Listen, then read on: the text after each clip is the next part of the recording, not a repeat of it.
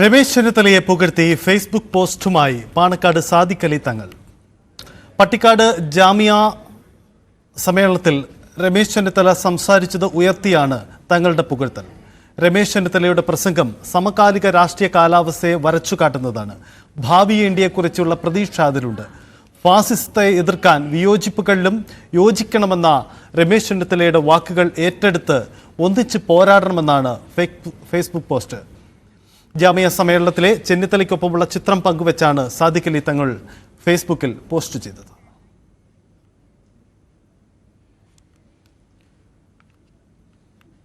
ആരെങ്കിലും പുകഴ്ത്തിയാൽ മുഖ്യമന്ത്രിയാവില്ലെന്നും കോൺഗ്രസിൽ ചില ചിട്ടവട്ടങ്ങളുണ്ടെന്നും കെ മുരളീധരൻ. ഗ്രൂപ്പിന്റെ സമയം കഴിഞ്ഞു. നേതാക്കന്മാർക്ക് സ്ഥാനങ്ങൾ കിട്ടാനാണ് ഗ്രൂപ്പ് ഉണ്ടാക്കിയതെന്ന് എല്ലാവർക്കും ഇപ്പോൾ അറിയാം. വിളിക്കുന്ന സ്ഥലത്ത് എല്ലാ നേതാക്കളും പോകാറുണ്ട്. ആള് കൂടുന്നതൊന്നും വലിയ കാര്യമല്ലെന്നും കെ മുരളീധരൻ പറഞ്ഞു. അതിപ്പോ എല്ലാവരും പുഴത്താറൊക്കെയുണ്ട്.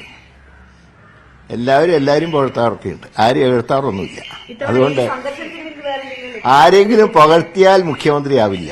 അതിന് കോൺഗ്രസിന് ചില ചിട്ടവട്ടങ്ങളൊക്കെയുണ്ട്.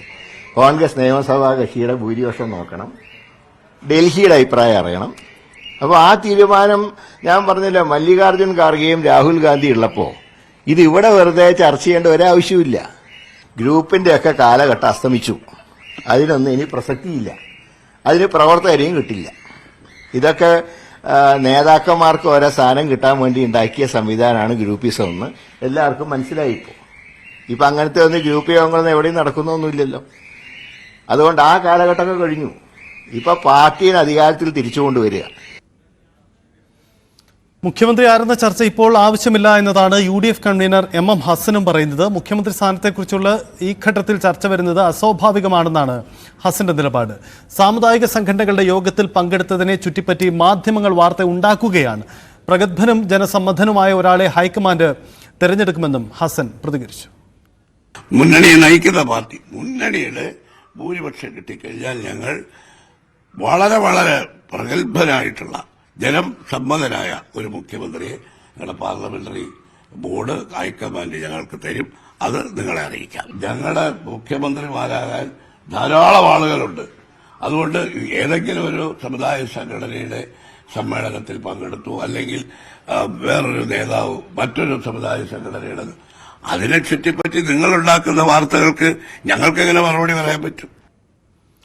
നിയമസഭാ തെരഞ്ഞെടുപ്പിൽ കളമൊരുങ്ങിയിട്ട് പോലുമില്ല. പക്ഷേ കോൺഗ്രസിൽ അസാധാരണമായ ചർച്ചകളാണ് നടക്കുന്നത്. നേതാക്കൾ നിഷേധിക്കുന്നുണ്ടെങ്കിലും ബോധപൂർവമായി മുഖ്യമന്ത്രി ആരെന്ന ചർച്ചകൾ ഉയർത്തിവിടുന്നത് കോൺഗ്രസ് ക്യാമ്പ് തന്നെയാണ്. എന്താണ് ഇതിന്റെ രാഷ്ട്രീയം? പരിശോധിക്കാം. കിരൺ ബാബു നമുക്കൊപ്പം ചേരുന്നു. കിരൺ, സമുദായ നേതാക്കളുടെ പരിപാടിയിൽ, സമുദായ സംഘടനകളുടെ പരിപാടിയിൽ പങ്കെടുക്കാൻ VD സതീശനും രമേശ് ചെന്നിത്തലയും മത്സരിക്കുകയാണ്. കഴിഞ്ഞ ദിവസങ്ങളിലൊക്കെ നമ്മൾ കണ്ടതാണ്.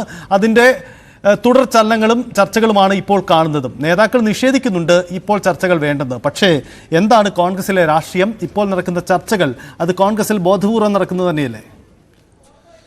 സജിത്തെ, നേതാക്കളെല്ലാം തന്നെ ഒരേപോലെ ഇത് നിഷേധിക്കും എന്നുള്ള യാഥാർത്ഥ്യമാണ്. പക്ഷേ ഇവർ ചെയ്യുന്നത് എന്താണ്? ഇവർ ഓരോരുത്തരും മുഖ്യമന്ത്രി സ്ഥാനത്തേക്കുള്ള കരുനീക്കങ്ങൾ ഇപ്പോഴേ ആരംഭിച്ചു കഴിഞ്ഞു എന്നതാണ്. ഇത് സാധാരണ പ്രവർത്തകർക്കടക്കം പൊതുസമൂഹത്തിനു കൂടി വ്യക്തമാകുന്നതാണ്.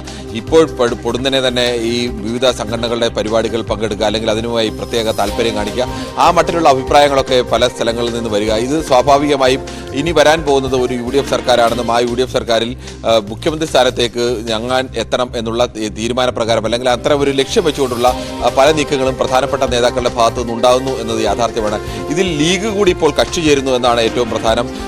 യഥാർത്ഥത്തിൽ മുഖ്യമന്ത്രിയെ തീരുമാനിക്കലോ അല്ലെങ്കിൽ അത്തരം കാര്യങ്ങളൊക്കെ തീരുമാനിക്കേണ്ട പാർട്ടി കോൺഗ്രസ് ആണ്. പക്ഷേ UDFനെ സംബന്ധിച്ച് ലീഗ് ഒരു പ്രധാനപ്പെട്ട പാർട്ടിയാണ്. UDFന്റെ മുഖ്യമന്ത്രിമാരെ മാറ്റുന്നതിലടക്കം ലീഗിന്റെ അഭിപ്രായം പല ഘട്ടത്തിലും ഏറ്റവും നിർണായകമായിരുന്നു. കെ കരുണാകരന്റെ വിഷയത്തിലായാലും AK ആന്റണിയുടെ വിഷയത്തിലായാലും എല്ലാം തന്നെ ഏറ്റവും നിർണായകമായിരുന്നു. അതുകൊണ്ട് ലീഗിനും ഇതിന്റെ ഒരു സേ ഉണ്ട് എന്നുള്ളത് തന്നെയാണ്. ലീഗ് ഇവിടെ ഇപ്പോൾ രമേശ് ചെന്നിത്തല പരിപാടിയിൽ പങ്കെടുക്കുകയും ആ രമേശ് ചെന്നിത്തലയെ പുകഴ്ത്തി ഒരു ഫേസ്ബുക്ക് പോസ്റ്റ് ഇടുകയും ഒക്കെ ചെയ്യുമ്പോൾ സാധാരണഗതിയിൽ ആ പരിപാടിയിൽ പങ്കെടുത്ത ഒരു നേതാവിനെ പുകഴ്ത്തിക്കൊണ്ട്, അല്ലെങ്കിൽ അദ്ദേഹത്തിന് നല്ല വാക്കുകൾ പറഞ്ഞുകൊണ്ട് ഫേസ്ബുക്ക് പോസ്റ്റ് ഇടുന്നതായി കണക്കാക്കാം. പക്ഷേ അതിനപ്പുറത്തെ ഒരു രാഷ്ട്രീയം ഇതിലുണ്ട്. ലീഗ് സ്വാഭാവികമായും രമേശ് ചെന്നിത്തലയുമായി കൂടുതൽ അടുക്കുന്നു എന്നുള്ള ഒരു രാഷ്ട്രീയം കൂടിയാണ് ഇതിൽ കൂടുതൽ വ്യക്തമാകുന്നത്.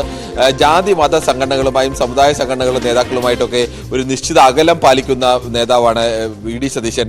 കോൺഗ്രസിന്റെ മുൻകാല നേതാക്കളെല്ലാം തന്നെ ഈ സംഘടനകളെ വല്ലാതെ വിധേയപ്പെട്ട് നിൽക്കുക, അല്ലെങ്കിൽ അവർക്ക് വല്ലാതെ അനുകൂലിച്ച് നിൽക്കുകയൊക്കെ ചെയ്തിരുന്നെങ്കിൽ VD സതീശന്റെ പ്രവർത്തന രീതി അങ്ങനെയല്ല. അദ്ദേഹം പൂർണ്ണമായും ഈ ഇത്തരം സംഘടനകളിൽ നിന്ന് ഒരു നിശ്ചിത അകലം പാലിച്ചു നിൽക്കുകയും അങ്ങനെ നിരന്തരം ഈ നേതാക്കളെ പോയി കാണുകയും അല്ലെങ്കിൽ അവർക്ക് അനുകൂലമായ കാര്യങ്ങൾ അവരെ പ്രകോപിപ്പിക്കാതിരിക്കുന്നതിനപ്പുറത്തേക്ക് അങ്ങനെ ഒരു സവിശേഷമായ ബന്ധം സ്ഥാപിച്ച ഒരു നേതാവല്ല. പക്ഷേ ആ അവസരം കൃത്യമായി തന്നെ രമേശ് ചെന്നിത്തല ഇപ്പോൾ ഉപയോഗിക്കുന്നതെന്ന് വേണം കരുതാൻ. കോൺഗ്രസിന്റെ പരമ്പരാഗതമായ രീതി അങ്ങനെയാണ്. എല്ലാ സമുദായ സംഘടനകളുമായും വളരെ നല്ല ബന്ധം സ്ഥാപിക്കുക, അവരുമായി ചിലപ്പോൾ പല ഘട്ടത്തിലും അത് ക്രമം വിട്ട ബന്ധമായിട്ടുള്ള ആരോപണങ്ങളൊക്കെ കോൺഗ്രസിന് വരികയും അത് കോൺഗ്രസിന് തിരിച്ചടിയാകുകയും ഒക്കെ ചെയ്ത ഘട്ടങ്ങളും ഉണ്ടായിട്ടുണ്ട്.